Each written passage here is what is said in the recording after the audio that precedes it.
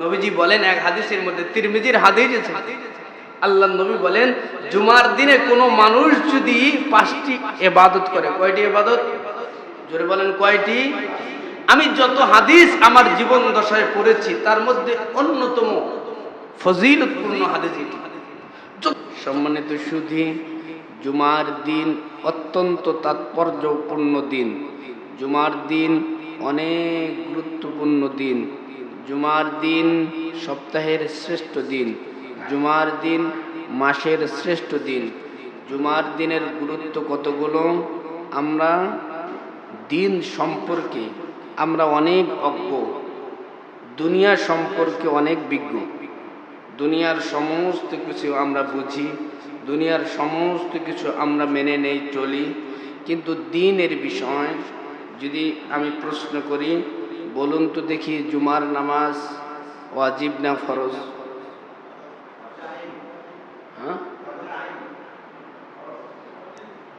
এই ওয়াজিব বলছি, ওয়াজিব বলছি, দেখছেন? জুমার নামাজ পড়তে আসছি কি? অধিকাংশ মানুষের জবাব শুদ্ধ, কিন্তু কিছু কিছু দুই একজন বলছে কি ওয়াজিব। মানে দ্বীনের বিষয়ে আমরা এত অজ্ঞ, এটা বলেও শেষ করা যায় না। মানে জানি না কোনটা ফরজ কোনটা ওয়াজিব, কোনটার মাঝে ইখতিলাফ আছে। কিন্তু দুনিয়ার বিষয় আমরা মানুষ যারা রয়েছি, দুনিয়ার বিষয়ে আমরা অনেক বিজ্ঞ। কোন পথে চললে আমার লাভ হবে দুনিয়ায়, আখিরাতের বিষয়ে অনেক আমরা পিছিয়ে রয়েছি। তো জুমার দিন অনেক গুরুত্বপূর্ণ দিন। আজকে অনেক আলোচনা জুমার দিন কিভাবে গুরুত্বপূর্ণ। যদি কেউ বলে জুমার দিন এত গুরুত্বপূর্ণ, কিভাবে গুরুত্বপূর্ণ, তো আল্লাহ পাক রব্বুল আলামিন স্পষ্ট ভাষায় সপ্তাহের 7 দিন, শনিবার, রবিবার, সোমবার, মঙ্গলবার, বুধ, বৃহস্পতি, শুক্র, এই যত দিন আছে তার মধ্যে কোনো দিনের বিষয় আল্লাহ পাক রব্বুল আলামিন কোরআনুল কারীমের মধ্যে সূরা নাজিল করেনি। কোনো দিনের বিষয়ে শনিবারের নামে কোনো সূরা নাই, রবিবারের নামেও কোনো সূরা নাই, কিন্তু পবিত্র মহাগ্রন্থ, ঐশী গ্রন্থ আল কোরআনুল কারীমের ৬২ নম্বর যে সূরা, সেই সূরাটির নাম হলো সূরাতুল জুমআ। কি সূরা? সূরাতুল জুমআ। তাহলে এখান থেকেই বুঝে নিতে হবে, যেহেতু এই সূরা কোরআনুল কারীমের মধ্যে স্থান পেয়েছে, তাহলে এর গুরুত্ব অনেক বেশি। দ্বিতীয় নম্বরে রাসূল করিম সাল্লাল্লাহু আলাইহি ওয়াসাল্লাম হাদিসের মধ্যে এক হাদিস বলেছেন, তেনার এক বাণী, তেনার এক কথা হাদিসের মধ্যে এসেছে। আল্লাহর নবী বলেন, ক্বালান নবী সাল্লাল্লাহু আলাইহি ওয়াসাল্লাম, ক্বালান নবী সাল্লাল্লাহু আলাইহি ওয়াসাল্লাম, মা মিন মুসলিমিন ইয়ামুতু ইয়াওমাল জুমআ আও লাইলাতাল জুমআ ইল্লা ওয়াকাহুল্লাহু ফিতনাতাল কবর। আল্লাহর নবী মদিনাওয়ালা পয়গম্বর বলেন, জুমার দিনে অথবা জুমার রাত্রিতে কোনো মানুষ যদি ইন্তেকাল করে, জুমার দিন অথবা জুমার রাত্রে কোনো মানুষ যদি মারা যায়, আর কিঞ্চিত পরিমাণ যদি ঈমান তার নসিবে থেকে যায়, আল্লাহর নবী বলেন জুমার দিনে অথবা জুমার রাত্রে মারা যাওয়ার কারণে তার কবরের সওয়াল জবাব রব্বুল আলামিন মাফ করে দিবেন। মা মিন মুসলিমিন ইয়ামুতু ইয়াওমাল জুমআ আও লাইলাতাল জুমআ, যে জুমার দিন অথবা জুমার রাত্রি, জুমার রাত্রি বলতে বৃহস্পতিবার দিবাগত রাতকেই জুমা রাত বলা হয়। এই দিন অথবা রাত্রে কোনো মানুষ যদি ইন্তেকাল করে আর যদি ঈমান থাকে, তাহলে কবরের আযাব হবে না। সুবহানাল্লাহ। তাহলে কত গুরুত্বপূর্ণ, অনেক গুরুত্বপূর্ণ, কিন্তু এদিকে আমাদের কোনো খেয়াল ধারণা নাই। জুমার দিন এত দামি কেন? অন্য অন্য দিনও তো আছে। জুমার দিন দামি হওয়ার পিছনে অনেকগুলো কারণ, তার মধ্যে মৌলিক যে কারণ সেটি হলো আল্লাহ পাক রব্বুল আলামিন যখন ফেরেশতাদের সাথে কথা বলতেছিলেন, যে আমি মানুষ বানাবো। কি বানাবো? মানুষ বানাবো। মানুষ আল্লাহ কেন বানাইছেন? ইবাদতের জন্য। আমাদের থেকে ফেরেশতারা কম ইবাদত করে না বেশি? ফেরেশতারা বেশি ইবাদত করে, তারপরেও আমাদেরকে বানাইলেন কেন? दर्द दिल के वास्ते पैदा किया इंसान को, दर्द दिल के वास्ते पैदा किया इंसान को, वरना तो आत करने के लिए कुछ कम न था कर्रुबिया। শুধুমাত্র ইবাদত আর বন্দেগী করার জন্য রব্বুল আলামিন মানুষকে বানায় নাই। তো কেন বানাইছেন? প্রেম আর মোহাব্বত, আদর আর যত্ন সোহাগ করার জন্য রব্বুল আলামিন মানুষকে বানাইছেন। সুবহানাল্লাহ। এত গুনাহ করি, এত পাপ করি, তারপরেও আল্লাহ ধরেন না। তারপরেও আল্লাহ শুধুমাত্র কেবলমাত্র ইবাদত করার জন্যই যদি বানাইতো, আমাদের থেকে ফেরেশতারা 1000 গুণ বেশি ইবাদত। কিভাবে? যে ফেরেশতা সেজদায় যায়, যে সেজদায় পড়ে আছে। হাদিসের মধ্যে এসেছে অনেক ফেরেশতাকে আল্লাহ পাক রব্বুল আলামিন রুকু অবস্থায় রেখে দিয়েছে। তুমি রুকুতে থাকো, তুমি সেজদায় থাকো, তুমি জিকির করো। কিন্তু আমরা এক এক সময় এক এক কাজের মধ্যে ব্যস্ত। তো যেই কথাটা বলতেছিলাম, রব্বুল আলামিন যখন ফেরেশতাদের সাথে কথা বলতেছিলেন, তো কথা বলতেছে এক পর্যায়ে বলতেছে আমি মানুষ বানাবো। কেন বানাবেন? আমি খলিফা নিযুক্ত করব, আমার জমিনে আমার আইন বাস্তবায়ন করবে। তো আল্লাহ এগুলো বানে কোনো লাভ নাই।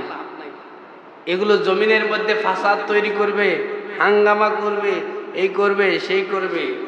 وَإِذْ قَالَ رَبُّكَ لِلْمَلَائِكَةِ إِنِّي جَاعِلٌ فِي الْأَرْضِ خَلِيفَةً وَإِذْ قَالَ رَبُّكَ لِلْمَلَائِكَةِ إِنِّي جَاعِلٌ فِي الْأَرْضِ خَلِيفَةً قَالُوا أَتَجْعَلُ فِيهَا مَن يُفْسِدُ فِيهَا وَيَسْفِكُ الدِّمَاءَ وَنَحْنُ نُسَبِّحُ بِحَمْدِكَ وَنُقَدِّسُ لَكَ قَالَ إِنِّي أَعْلَمُ مَا لَا تَعْلَمُونَ।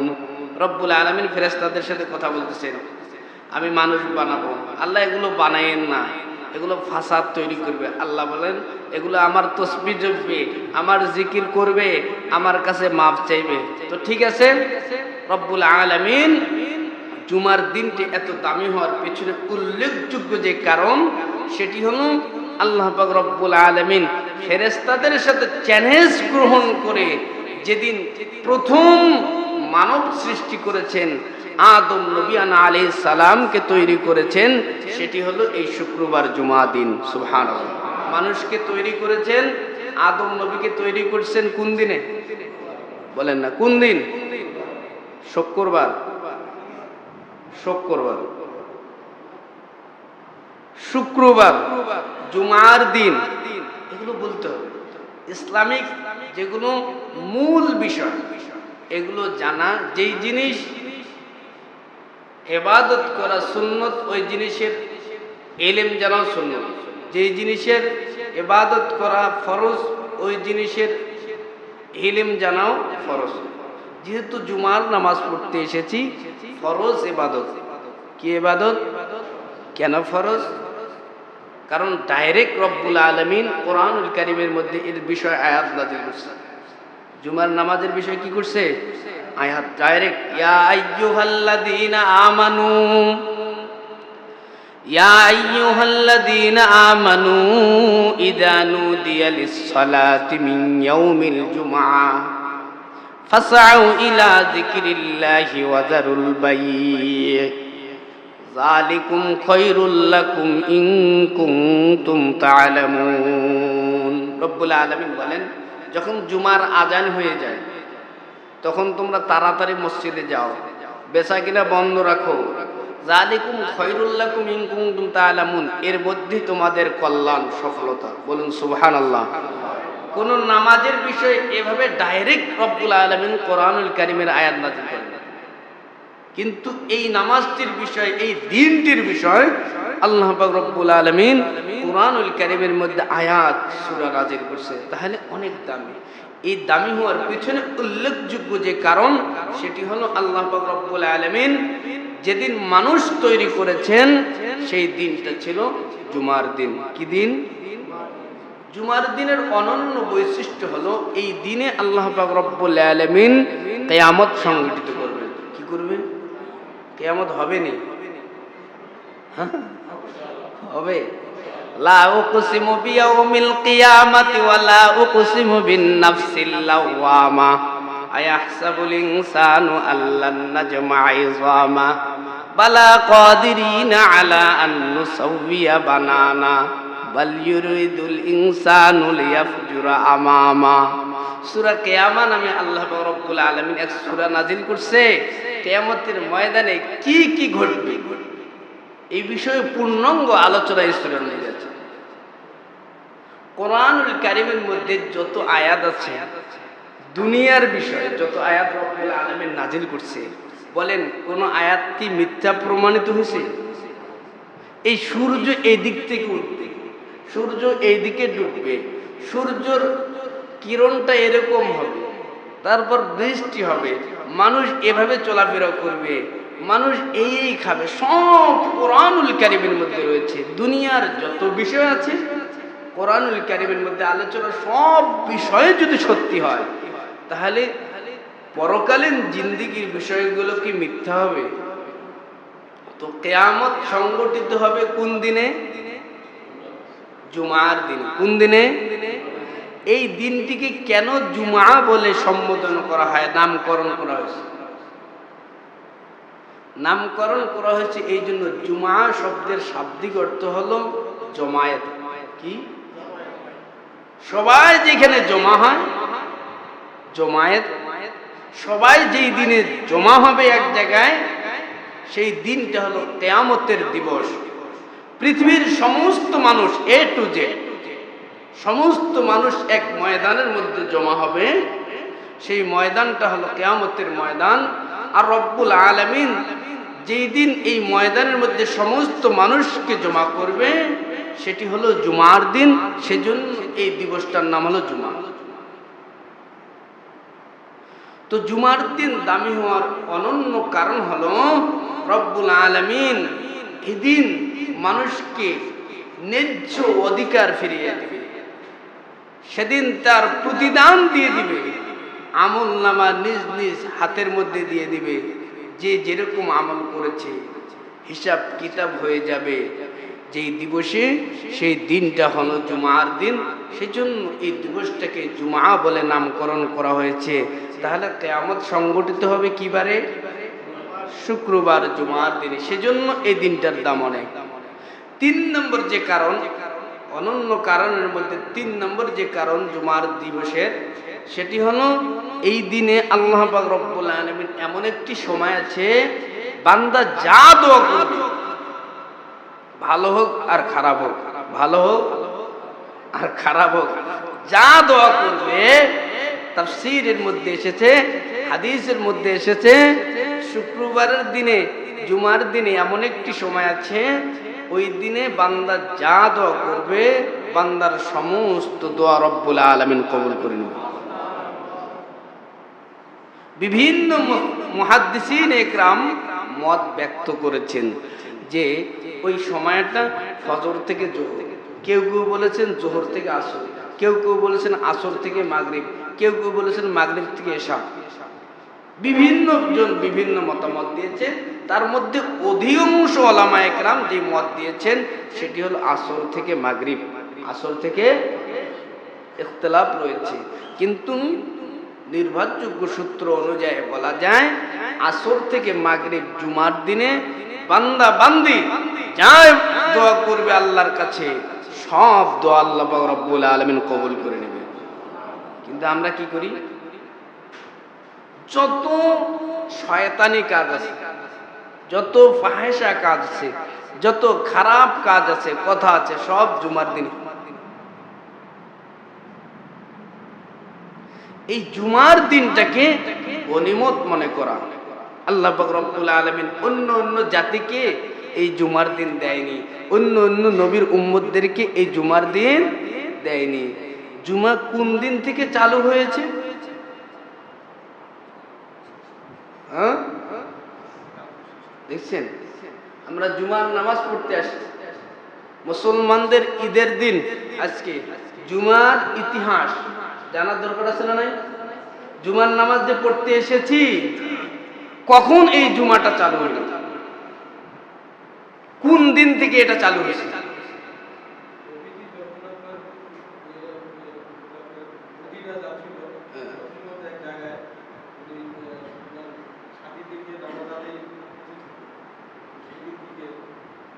কিছুটা হয়েছে, কিন্তু পূর্ণাঙ্গভাবে বলতে পারছে যে একজন। আলহামদুলিল্লাহ বলেন না কেন? আরো জোরে বলেন। মূল কথাটা আমি বলি, উনি বলছে আংশিক হয়েছে। নবী করিম সাল্লাল্লাহু আলাইহি ওয়াসাল্লাম মক্কায় থাকাকালীন সময়ে জুমার নামাজ পড়ার ওহী নাজিল হয়েছে। কি হয়েছে? কিন্তু মক্কায় যে কাফের, কিছুদিন আগে, এই ১-১.৫ বছর আগে দেখবেন, যখন অনেকগুলো টুপিওয়ালা এক জায়গা হইত, অনেকগুলো টুপিওয়ালা এক জায়গা হইত, তাহলে অনেকগুলো মানুষ, বিভিন্ন মানুষ বিভিন্ন রকম মন্তব্য করত। হেই, এইখানে কিনা এতগুলো টুপিওয়ালা রে, হেই এরা কি জঙ্গি না, এই সেই অনেক কিছু করত। ঠিক তদ্রূপ ভাবে তৎকালীন সময় মক্কার জিন্দিগিতে আল্লাহর নবী যখন দ্বীনের কার্যক্রম চালাইতেছেন, এমনই মুহূর্তে রব্বুল আলামিন ওহী নাজিল করলেন, নবীজি জুমা পড়েন। তো আল্লাহ পাক রব্বুল আলামিনের আদেশটিত হয়ে নবীজি বলছে, ইয়া আল্লাহ, কিভাবে সম্ভব, আমি কিভাবে পড়ব? এক জায়গায় জমা হইলেই তো শেষ করে দিই। ঠিক আছে, কোনো কথা নাই, আল্লাহ কিছু বলতেছে না, নবীও এই কথা বলে চুপচাপ।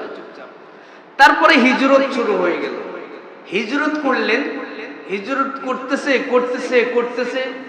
তো একদিনে নবীজি মক্কা থেকে মদিনায় চলে গেছে না, অনেক লম্বা পথ। তো নবীজি মদিনার কাছাকাছি এক জায়গায় গিয়ে আরাম ফরমাইতেছেন। ওই জায়গায় 4 দিন অথবা 14 দিন অবস্থান করেছেন।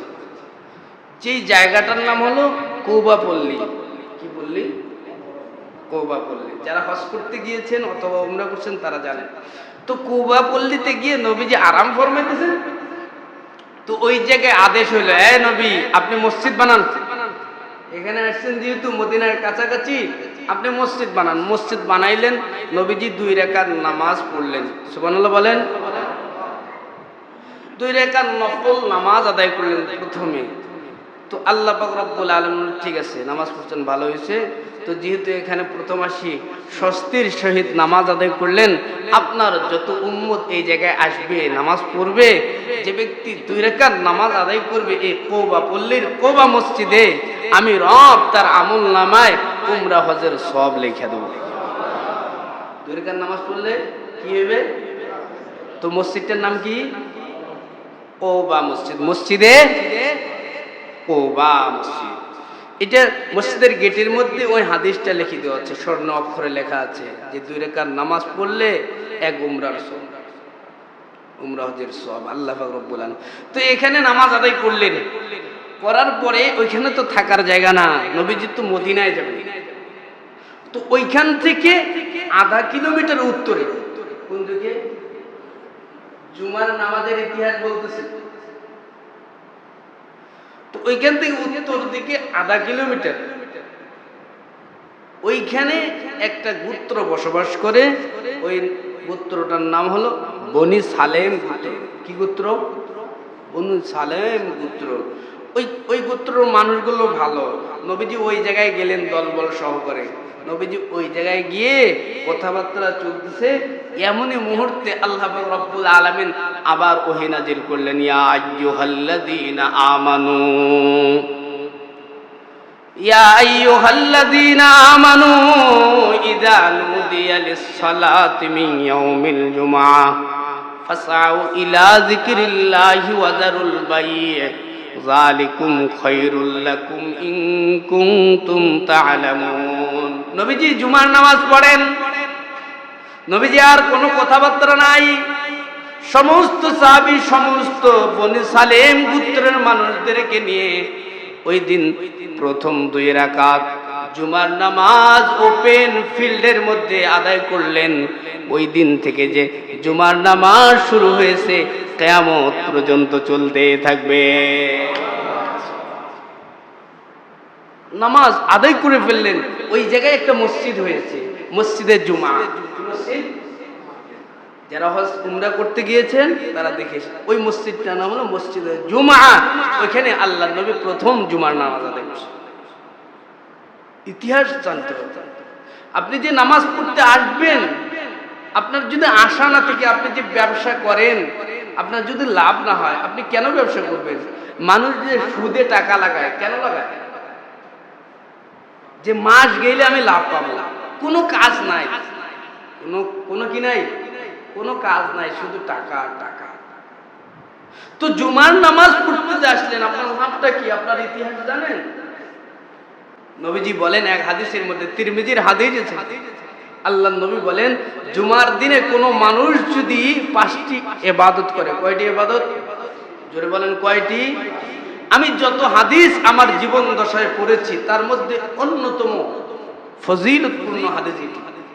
যত হাদিস আমি শুনেছি অথবা পড়েছি সবথেকে উন্নত মানের মর্যাদাপূর্ণ ফজিলতপূর্ণ এই হাদিস।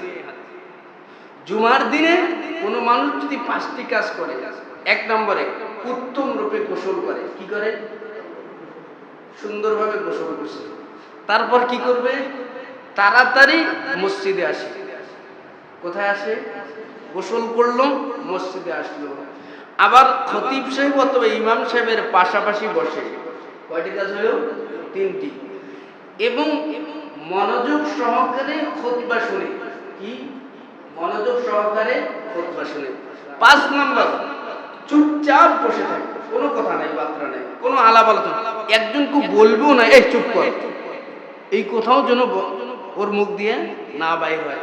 এই 5টি কাজ যদি কোনো মানুষ করে সামান্য সময়, আল্লাহর নবী তিরমিজির হাদিসের মধ্যে বলেন 1 বছর নফল সিয়াম আদায় করলে, 1 বছর তাহাজ্জুদের নামাজ, রাতের নামাজ আদায় করলে যে সওয়াব হয়, এই সওয়াব রব্বুল আলামিন বান্দা বান্দির আমলনামায় দিয়ে দিবেন।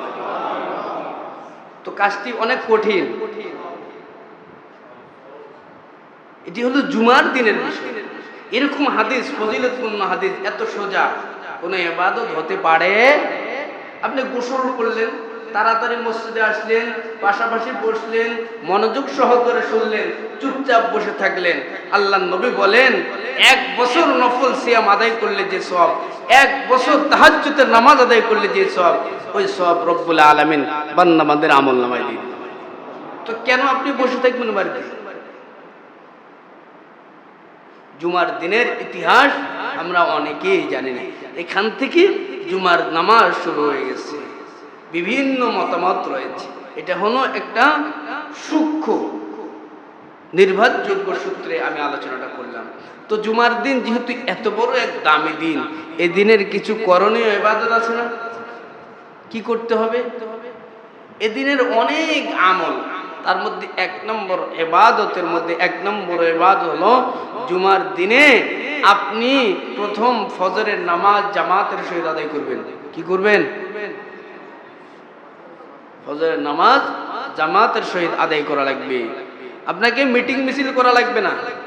আল্লাহর জমিনে আল্লাহর দ্বীন প্রতিষ্ঠার জন্য প্রথম যে সূত্র,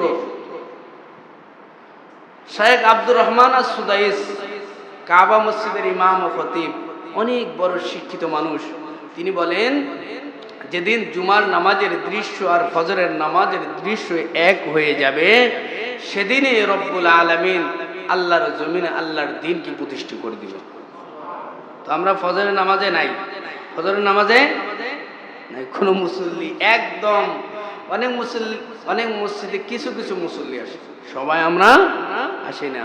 কিন্তু আমি ইসলাম ছাড়া কোনো কিছু বুঝি না, নবীর উপরে আঘাত আসলে কোনো কিছু মানবো না, এই করব সেই করব। আল্লাহ নবী বলে না, আগে ফজরের নামাজ পড়ো। নামাজের মধ্যেই সফলতা, নামাজের মধ্যেই সব কিছু। তো জুমার দিনের 1 নম্বর কাজ কি? নিজের বাবার বাড়ির ইচ্ছা বলতেছি। জুমার দিনে 1 নম্বর কাজ হলো বান্দাবান্দি ফজরের নামাজ জামাতের সহিত আদায় করা লাগবে। যে ব্যক্তির ফজরের নামাজ যত সুন্দর হবে, সে ব্যক্তির জুমার দিনটা তত সুন্দর হবে। জুমার দিনের 1 নম্বর ইবাদত কি? ফজরের নামাজ জামাত। 2 নম্বর, আপনার যে শরীরের মধ্যে অবঞ্চিত এই নখ আছে আপনি কেটে ফেলবেন, মোজ আছে কেটে ফেলবেন, দাড়ি যতটুকু কাটার প্রয়োজন ততটুকু কাটবেন। এগুলো কেটে আপনি সুন্দরভাবে উত্তম রূপে মসজিদে আসবেন। এটা হলো 2 নম্বর ইবাদত। জুমার দিনের 3 নম্বর ইবাদত হলো জুমার দিনে বেশি বেশি দরুদের আমল করা লাগবে। কি কি? আপনি হাঁটতেছেন চলতেছেন বলতে হবে সাল্লাল্লাহু আলাইহি ওয়াসাল্লাম, সাল্লাল্লাহু আলাইহি ওয়াসাল্লাম, সাল্লাল্লাহু আলাইহি ওয়াসাল্লাম। আল্লাহুম্মা সাল্লি আলা মুহাম্মাদিন নাবিয়্যিল উম্মি ওয়া আলা আলিহি ওয়া আসহাবিহি ওয়া বারাকা ওয়া সাল্লাম। আল্লাহুম্মা সাল্লি আলা মুহাম্মাদ ওয়া আলা আলি মুহাম্মাদ কামা সাল্লাইতা আলা ইব্রাহিম وعلى آل إبراهيم إنك حميد مجيد اللهم بارك على محمد وعلى آل محمد كما باركت على إبراهيم وعلى آل إبراهيم إنك حميد مجيد। যে যেখানে থাকেন দরুদের ইবাদত আমল করা লাগবে। জুমার দিনে বেশি বেশি দরুদ পাঠ করা। দরুদ পাঠ করলে কি লাভ? আল্লাহর নবী বলেন قال النبي صلى الله عليه وسلم قال النبي صلى الله عليه وسلم من صلى علي واحدا صلى الله عليه 10 مرات। যে ব্যক্তি আল্লাহর পয়গম্বরের উপরে একবার দরুদ পাঠ করবে, আল্লাহ পাক রব্বুল আলামিন তার উপর 10টি রহমত নাজিল করবে। জুমার দিন তো বেশি আপনি দরুদের ইবাদত করেন, দরুদের আমল করেন। এক মানুষ নামাজ পড়তেছে কাবা বাইতুল্লাহ, নামাজ পড়তেছে আল্লাহর কাছে এই চাইতেছে সেই চাইতেছে, সমস্ত কিছু চাইতেছে। তো নবী বলেন যে মানুষ আরেকজন মানুষ শুধু নবীর উপর দরুদ পড়তেছে। একজন মানুষ নামাজ পড়ে, কি পড়ে? নামাজ পড়ে কাবার মধ্যে, একদম হাতিমে কাবার মধ্যে নামাজ পড়ে আল্লাহর কাছে হাত তুলে দোয়া করছে, আল্লাহ আমার এই লাগবে সেই লাগবে, আমার এই জায়গা লাগবে, ওই জমি লাগবে, আমার এত কিছু লাগবে। আরেকজন মানুষ আল্লাহর নবীর উপর দরুদ পড়তেছে। তো নবী বলেন যে মানুষটা আল্লাহর কাছে নাম ধরে ধরে বলছে আল্লাহ আমার এই লাগবে সেই লাগবে, আর একজন মানুষ দরুদ পড়তেছে, তো আল্লাহ পাক রব্বুল আলামিন দরুদ পড়নেওয়ালা মানুষের সমস্ত মনের চাহিদা আগে মিটায় দিবে। তো কোনো কিছুর প্রয়োজন হলে নবীর উপর দরুদ পাঠ করা। 4 নম্বর ইবাদত জুমার দিনের সূরা কাহাফ তেলাওয়াত করা। এগুলো তো মজা লাগবে না। একটা ঘটনা ধরতাম, এদিক সেদিক টান দিতাম, তাহলে বলতেন হুজুর তো সেই অসুস্থ। কি করতেছে হুজুর? তো সেই বলতেছে কাহাফ সূরা জানেননি? পড়ি জুমার দিনে কাহাফ সূরা পড়া লাগবে। কি পড়া লাগবে? কাহাফ সূরা।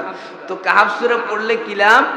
নবী বলেন এক জুমা থেকে আরেক জুমা যত গুনাহ হয়েছে আল্লাহ পাক রব্বুল আলামিন সব গুনাহ মাফ করে দেন। জুমার দিনে কি পড়া? কাহাফ সূরা পড়া। আর এক হাদিসের মধ্যে এসেছে জুমার দিনে কোনো মানুষ যদি সূরা কাহাফ তেলাওয়াত করে, এই মানুষটার জন্য এক জুমা থেকে আরেক জুমা প্রত্যেকটা জায়গায় আল্লাহ পাক রব্বুল আলামিন রহমতের এবং নূরের ব্যবস্থা করে দেয়। আর এক হাদিসের মধ্যে এসেছে কোনো মানুষ যদি সূরা কাহাফ তেলাওয়াত করে, আল্লাহ পাক রব্বুল আলামিন তার বংশ এবং তাকে দাজ্জালের ফিতনা থেকে মুক্ত করে দেয়। দাজ্জাল এটা আলাদা সাবজেক্ট। তো সূরা কাহাফ 15 নম্বর পারায় অবস্থিত, 16 নম্বর পারায় যায় শেষ। এই সূরা কাহাফ পড়া লাগবে জুমার দিনে। আপনি যদি ছুটিতে আছেন, ব্যস্ততা নাই, তাহলে সূরা কাহাফটা অবশ্যই পড়া লাগবে। কোরআনটা নিয়ে বসেন, সূরা কাহাফটা পড়েন। আপনার স্ত্রী পড়ুক, আপনার মেয়ে পড়ুক, আপনার ছেলে পড়ুক, আপনি পড়েন। কেন বরকত হবে না আপনার বাড়িতে? 5 নম্বর জুমার দিনের অন্যতম আমল হলো আপনাকে সুন্দর কাপড় পরিধান করে মসজিদে আসা লাগবে। কি কাপড়? এক কাপড়ে বারবার পরবেন। কালকে ফুলবাড়িতে গেছিলাম, তো এশার নামাজ পড়লাম, এক জায়গায় গেছিলাম কালকে, তো এশার নামাজ পড়তেছি, এক আল্লাহওয়ালা মানুষ ছেন্ড গেঞ্জি গাদ দিয়ে নামাজ পড়তেছে এশার নামাজ। কি গেঞ্জি? মানে এই দুই দিকে কোনো কাপড় নাই, শুধু একটা গেঞ্জি গায়ে দিয়েছি, নামাজ পড়তেছে, অনেক বড় আল্লাহওয়ালা। আরেকজনকে দেখলাম ছিঁড়া কাপড় গায়ে দিয়ে নামাজ পড়ে। তো জিজ্ঞাসা করলাম, ভাই কি খবর, এর কি কাপড় টাপড় নাই? গরিব মানুষ? কয় না হুজুর, কাপড় টাপড় আছে, গরিব না, ধনী মানুষ। কই ছিঁড়া কাপড় কেন? কয় কেন জানি না, কিন্তু আমি বললাম যখন আত্মীয়র বাসায় যায় তখনও কি ছিঁড়া কাপড়? কয় না। তো আপনি যে আত্মীয়র বাসা যান, সুন্দর কাপড় পরিধান করেন, আপনি যে আপনার শ্বশুর বাড়িতে যান, ভালো কাপড় পরিধান করেন, আমি কি নতুন কাপড় বলছি না সুন্দর? নতুন আর সুন্দরের মধ্যে পার্থক্য আছে না নাই? অনেক মানুষের কাছে সুন্দর কাপড় থেকে, নতুন কাপড়ের থেকে পুরাতন কাপড় বেশি প্রিয়। অনেক মানুষের কাছে নতুন কাপড়ের থেকে পুরাতন কাপড় এটা বেশি প্রিয়। পুরাতন কাপড়টা আপনি পরিধান করে আসবেন, সুন্দর করে ইস্ত্রি করবেন, আতর লাগাবেন কাপড়ের মধ্যে, সুন্দর করে পরে আপনি মসজিদে আসবেন। এটা জুমার দিনের অন্যতম এক ইবাদত। আপনি ফকিরি ভাব মসজিদে করবেন না। এই জুমার নামাজ পড়তে আসবেন, আপনার বাড়িতে যত মানের কাপড় আছে সব থেকে আপনার জন্য যেটি উন্নত মানের সেটা পরিধান করে আসবেন। এটাই হলো নবীর শিক্ষা। নবীজি জুমার নামাজ আর ঈদের নামাজ পড়ার জন্য আলাদা জুব্বা ব্যবহার করতেন। জুমার নামাজ আর ঈদের নামাজ পরিধান করার জন্য কি ব্যবহার করতেন? আলাদা কাপড় ব্যবহার করতেন। তার মানে কি? তার মানে ভালো কাপড়টা এই দিনের জন্য আপনাকে চয়েস করে রাখতে হবে। যদি না করেন আর এমনিতে যদি মসজিদে চলে আসেন, তাহলে আপনার জন্য একটা কৃপণতা ভাব, আল্লাহর সাথে একটা কেমন লাগে। এরকম করে আপনি যতই নামাজ পড়েন, আপনি কাপড় পরিধান করার সাথে সাথে আপনার একটা মুসল্লি ভাব চলে আসবে। আপনি কাপড় পরিধান করছেন, আতর লাগাইছেন, আর আতর দিবেন কোথায়? হাতের কোন জায়গায় আতর লাগাবেন? ডান হাতে না বাম হাতে? কোথায়? এইখানে। নবী মুকাররম ফখরে দু আলম ইমামুল আম্বিয়া হাতের এই জায়গায় আতর লাগাইতেন। মদিনার যেই শিশুর মাথায় হাত দিতেন, ওই শিশুটা যেখানে যাইতেন সেখানে সমস্ত মানুষ জানতেন এই শিশুর মাথার উপরে মুহাম্মদুর রাসূলুল্লাহ হাত লাগাইছে, সুঘ্রাণে ভরে যাইত। সেখান থেকে আমরা শিক্ষা নেব, হাতের এই জায়গায় আতর দিতে হবে কোন জায়গায়? তালুতে, হাতের তালুতে। এই জায়গায় দিতে পারেন, সমস্যা নেই। এই জায়গায় দিয়ে সুন্দর করে লাগাবেন, মুসাফা করবেন। কি করবেন? যার হাতে লাগাবেন, আপনি যে আতর ব্যবহার করছেন ও একটু বুঝুক আপনি আতর ব্যবহার করছেন, ও একটু কি বুঝুক যে আতর ব্যবহার করছেন। আর এমন পোশাক পরে মসজিদে আসি আমরা, যে দুই দিকে কেরামান কাতিবিন যে ফেরেশতা আছে সম্মানিত নির্ধারিত, এই ফেরেশতা তো লজ্জায় মরে যায়। দুই দিকে যে দুইজন মানুষ বসে থাকে, এই দুর্গন্ধ এসে শেষ। সেজন্য বহুত চিন্তা ভাবনা করে আপনি সুন্দর কাপড় পরিধান করবেন। হাদিসের মধ্যে এসেছে আল্লাহ নবী এক মজলিসের মধ্যে বসা, কথায় কথা চলে আসে। তো নবীজি যখন বসা ছিলেন, একজন মানুষ এসছে, গ্রাম্য সাহাবী, তো চুলগুলো এলোমেলো ছিল। আল্লাহ নবী বলতেছে, এই কি গো, চুল দেখি এলোমেলো, যাও বাড়িতে, যাও। বাড়িতে চলে গেছে, চুল সুন্দর করে কাকাইছে, আশ্রাইছে, আশ্রার পর আবার আসছে, এসে বসছে আল্লাহ নবীর মজলিসে। আরেকজন সাহাবী এসে বসতে ধরছে। আল্লাহ নবী বলে, এই কি খবর, তোমার কাপড় কেন এত নোংরা অপরিষ্কার? যাও কাপড় পরিষ্কার করে আসো। চলে গেছে বাড়িতে যে কাপড় পরিষ্কার করে সুন্দর কাপড় পরে চলে এসে আরেকজন সাহাবী আল্লাহ নবীর কাছাকাছি এসে বসছে। যখন বসছে, আল্লাহ নবীর নাকের মধ্যে কেন জানি একটু দুর্গন্ধ ভাব লাগে। আল্লাহ নবী বলছে, এই সাহাবী, আতর নাই বাড়িতে? না ইয়া রাসূলুল্লাহ, আতরটা তো নাই। গরিব সাহাবী, গা দিয়ে দুর্গন্ধ বাইরে। কয় আতর নইতে কি? তুমি তোমার স্ত্রীকে বলতে পারো না স্ত্রী যে পারফিউম ব্যবহার করে, যে সুঘ্রাণ ব্যবহার করে, এগুলো ব্যবহার করবে। কি কি বলছে নবীজি? কি বলছে? যদি তোমার কাছে সুঘ্রাণ আতর না থাকে, তোমার স্ত্রীর সুঘ্রাণ ব্যবহার করো। নবীজির কাছে কিছু কিছু জিনিস প্রিয় ছিল, তার মধ্যে অন্যতম হলো সুঘ্রাণ। তার মধ্যে অন্যতম কি? অন্যতম হলো সুঘ্রাণ। জুমার দিনে অবশ্যই আপনি সুঘ্রাণ ব্যবহার করে, সুন্দর কাপড় ব্যবহার করে মসজিদে আসা লাগবে। জুমার নামাজ পড়তে ঢুকছেন মসজিদে, 7 নম্বর, মসজিদে ঢুকছেন, হুজুর এক বয়ান ধরছে, আপনি একদম চুপচাপ বসে রইলেন, বয়ান শুনলেন। আল্লাহ নবী বলতেছে না, জুমা মসজিদে জুমার নামাজ পড়তে ঢুকছেন, ঢুকার সাথে সাথে দুখুলুল মসজিদ 2 রাকাত পড়তে হবে। কি অনেক মানুষই আমরা পড়ি নাই, তো পড়লেন না কেন? আপনি যেহেতু আসছেন, একটু আগে ভাগে আসবেন, মসজিদে ঢুকবেন, দুখুলুল মসজিদ পড়ে নেবেন। কয় রাকাত? কই পড়লাম না তো আমরা। অনেকেই পড়ছি, অনেকে পড়ি নাই। দুখুলুল মসজিদ। আল্লাহ নবী একদিন খুতবা দিচ্ছেন দাঁড়ায়া, হাদিস, খুতবা দিচ্ছেন, এমন সময় একজন এসে নবীজির কাছাকাছি খুতবা শোনার জন্য বসছে। নবীজি খুতবা বন্ধ করে দিলেন, ওয়াজ বন্ধ করে দিলেন, দিয়ে বলছে, এই নামাজ পড়ো। কিসের নামাজ? কয় দুখুলুল মসজিদ পড়ে নাও। কয় পড়লে কি হবে? কয় অনেক সওয়াব হবে, আমি তোমারে শাফাআত করি, জান্নাতের মালিক বানাবো। কি করবে? শাফাআত করবে, সুপারিশ করবে। কি করবে? দুখুলুল মসজিদ কোন মানুষ যদি পড়ে, নবীজি বলেন আমি ওই মানুষটার জন্য সুপারিশ করে তাকে আমার কাছাকাছি জান্নাতের মধ্যে স্থান দিয়ে করে দেব। দুখুলুল মসজিদ জানি না, দুখুলুল মসজিদ অনেকে আমরা জানি না, কারণ এটা যে আখিরাত, দুনিয়া হইলে সব জানতাম। দুখুলুল মসজিদ পড়া লাগবে। মসজিদে আসছেন তো ইতিকাফের নিয়তে ঢুকতে হবে। কিসের নিয়তে? ইতিকাফের নিয়তে।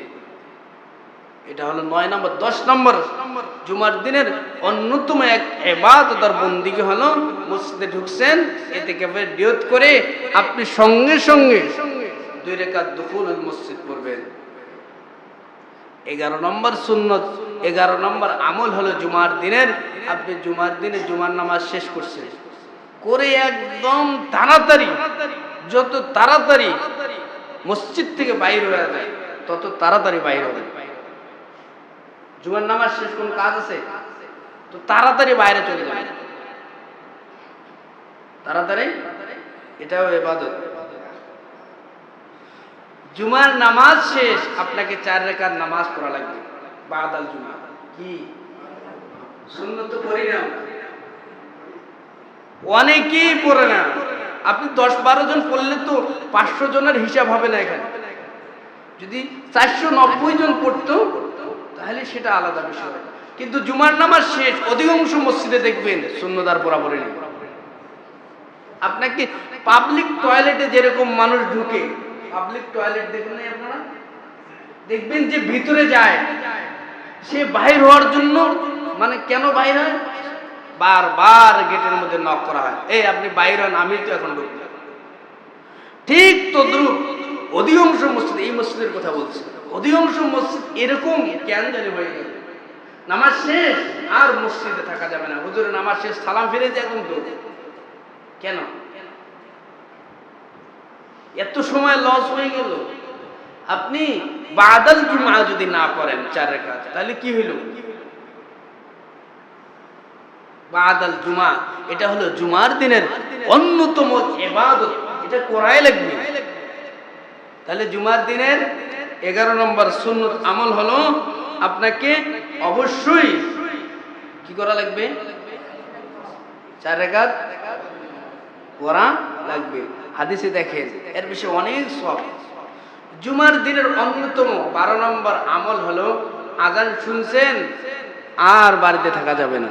আর বাড়িতে থাকা, হুজুর কোথায় পেলেন? কোরআনের ডাইরেক্ট আয়াত, ইয়া আইয়ুহাল্লাযীনা আমানু ইযা নুদিয়া লিস-সালাহ ইয়া আইয়ুহাল্লাযীনা আমানু ইযা নুদিয়া লিস-সালাতি মিন ইয়াউমিল জুমআহ। আল্লাহ পাক রব্বুল আলামিন কোন নামাজের বিষয়ে এরকম ভাবে বলে নাই, যেরকম ভাবে জুমার নামাজের আলোচনা করেছেন। আল্লাহ বলেন আমানু, হে ইমানদার বান্দা বান্দি, হে ইমানদারেরা, হে আমার মুমিন বান্দা বান্দিরা, হে আমার দোস্তরা, আমানু ইয়া আইয়ুহাল্লাযীনা আমানু ইযা নুদিয়া লিস-সালাতি মিন ইয়াউমিল জুমআহ। এ যাও, জুমার নামাজের আযান হয়ে গেছে, তাড়াতাড়ি মসজিদে চলে যাও, আর এদিক সেদিক ঘুরিও না। ওয়াজারুল বাই, আমরা বলতেছি আল্লাহ আমরা তো দোকান করি, আমরা তো ব্যবসা করি, আমরা তো চাকরি করি। আল্লাহ বলে না না না, সব বন্ধ করে দে। বন্ধ করা ওয়াজিব। বন্ধ করা কি? জুমার নামাজের আযান হয়ে গেছে, ব্যবসা বন্ধ করে দেওয়া কি কোরআনের ডাইরেক্ট। ওয়াজারুল বাই, চাকরিরা যা কিছু সব বন্ধ করো। আমরা বললাম আল্লাহ জুমার নামাজের আযান হয়েছে, নামাজ পড়তে যাব, সব ঠিক আছে, সব ব্যবসা বাণিজ্য বন্ধ করে দিলাম, তোর লাভ কি? আল্লাহ বলেন যালিকুম খায়রুল লাকুম, যালিকুম খায়রুল লাকুম ইন কুনতুম তা'লামুন। যে আমারে বানাইছে, যে আমার বাবার সৃষ্টিকর্তা, যে আমার মার সৃষ্টিকর্তা, যে আমার সবাইকে বানাইছে, আসমান বানাইছে, জমিন বানাইছে, সে আল্লাহ বলতেছেন যালিকুম খায়রুল লাকুম ইন কুনতুম তা'লামুন। হে বান্দা, জুমার নামাজ পড়তে যা, জুমার নামাজের মধ্যেই তোমার কল্যাণ রয়েছে। সুবহানাল্লাহ। সেজন্য হাইয়া আলাস সালাহ যখন মুয়াজ্জিন বলবে, হাইয়া আলাল ফালাহ যখন মুয়াজ্জিন বলবে, হাইয়া আলাস সালাহ মানে কি? সালাহ মানে কল্যাণের জন্য, নামাজের জন্য আসে। হাইয়া আলাল ফালাহ মানে এখানেই তোমার সব কিছু কল্যাণ হয়েছে। এটা মুয়াজ্জিন তো নিজের বাপ দাদার কিচ্ছা বলে। এটা যে ডাক দেয়, কার থেকে ডাক দেয়? আযান কোন জায়গা থেকে আসলো? আযান এটা ইতিহাস দেখবে, আমার নবীকে রব্বুল আলামিন ডাইরেক্ট আযান শিক্ষা দিয়েছেন। সুবহানাল্লাহ বলেন। মুয়াজ্জিন চারটিখানি কথা না, মুয়াজ্জিন ডাক দিচ্ছে, আর আপনি মোটরসাইকেল মারতেছেন, আপনি ব্যবসা করতেছেন। এই যৌবন, এই দাম্ভিকতা, এই বড়লোকি বেশি দিন থাকবে?